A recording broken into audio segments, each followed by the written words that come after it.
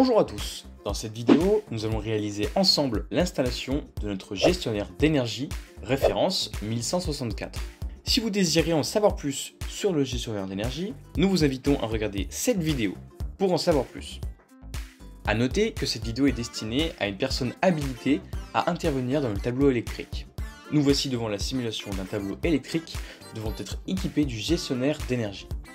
Nous supposons que l'installation comporte deux zones de chauffage électrique sans fil pilote, une zone jour et une zone nuit. L'eau chaude sanitaire est fournie par un ballon d'eau chaude électrique.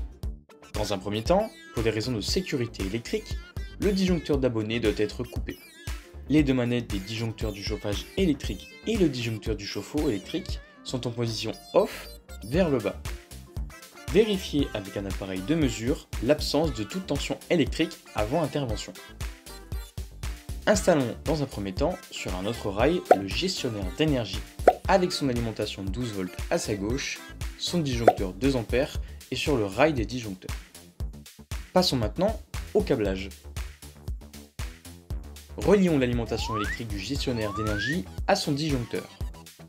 Un fil bleu de 1,5 mm² pour le neutre et un fil rouge de 1,5 mm² pour la phase. Connectons maintenant l'alimentation 12 volts continue fournie par le bloc au gestionnaire d'énergie. Il suffit de relier les deux bornes moins ensemble et les deux bornes plus ensemble. Des fils de section de 0,3 à 1,5 mm² conviendront. Ensuite, vissons le connecteur d'antenne.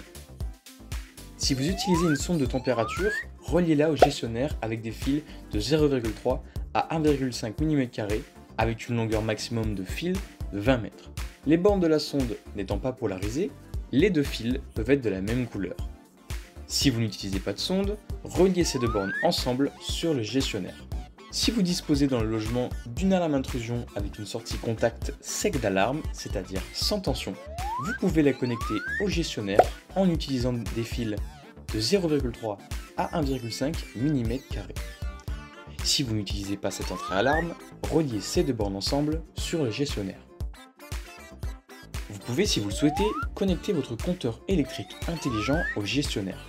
Cela peut vous permettre de suivre par exemple la consommation électrique de votre location, faire du délestage, ou bien faire fonctionner les appareils électriques en fonction de la période tarifaire en cours.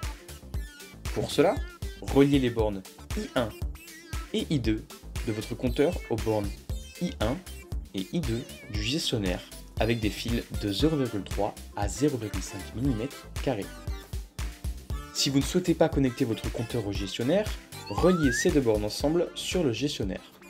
Nous pouvons maintenant relier les appareils électriques de chauffage et le ballon d'eau chaude. Commençons par placer sur le rail du bas le contacteur de la zone jour. Connectons d'abord la sortie gauche du disjoncteur qui est le neutre à la borne 1 du contacteur avec un fil bleu de 2,5 mm² de section. Connectons ensuite la borne de droite du disjoncteur qui est la phase à la borne 3 du contacteur avec un fil rouge de 2,5 mm² de section. La borne 2 du contacteur doit partir vers les convecteurs de la zone jour avec un fil de 2,5 mm² de couleur bleue. La borne 4 du contacteur doit partir vers les convecteurs de la zone jour avec un fil de 2,5 mm² de couleur rouge. Attention, si vos convecteurs ne sont pas double isolation, il est impératif pour des raisons de sécurité électrique de relier le fil de masse, vert et jaune, à la terre générale de l'installation électrique. Occupons-nous maintenant du pilotage de la bobine du contacteur par le gestionnaire d'énergie. Nous pouvons utiliser des fils de plus faible diamètre. Connectons un fil bleu de 1,5 mm² entre les bornes 1 et A1 du contacteur. Connectons un fil rouge de 1,5 mm² entre la borne 3 du contacteur et la borne 11 du gestionnaire. Connectons un fil rouge de 1,5 mm² entre la borne A2 du contacteur et la borne 12 du gestionnaire. L'installation électrique de la zone jour est maintenant terminée. Pour la zone nuit et pour le chauffe-eau électrique, il vous suffit de faire la même que pour la zone jour. Maintenant que l'installation électrique est terminée, vous pouvez remonter tous les disjoncteurs qui avaient été abaissés et configurer le produit. Si jamais vous avez d'autres questionnements sur le gestionnaire d'énergie, nous vous invitons à aller voir notre site internet. Un onglet guide vous permettra de savoir quel gestionnaire il vous faut. En répondant à une simple question par oui ou par nom, votre demande sera calculée et le produit qu'il vous faudra sera sélectionné pour vous. Cette vidéo touche à sa fin. Si vous avez des questions, n'hésitez pas à les poser en commentaire. Si vous avez trouvé cette vidéo utile, pensez à la liker et partager. Merci à vous de nous avoir suivis et à très bientôt.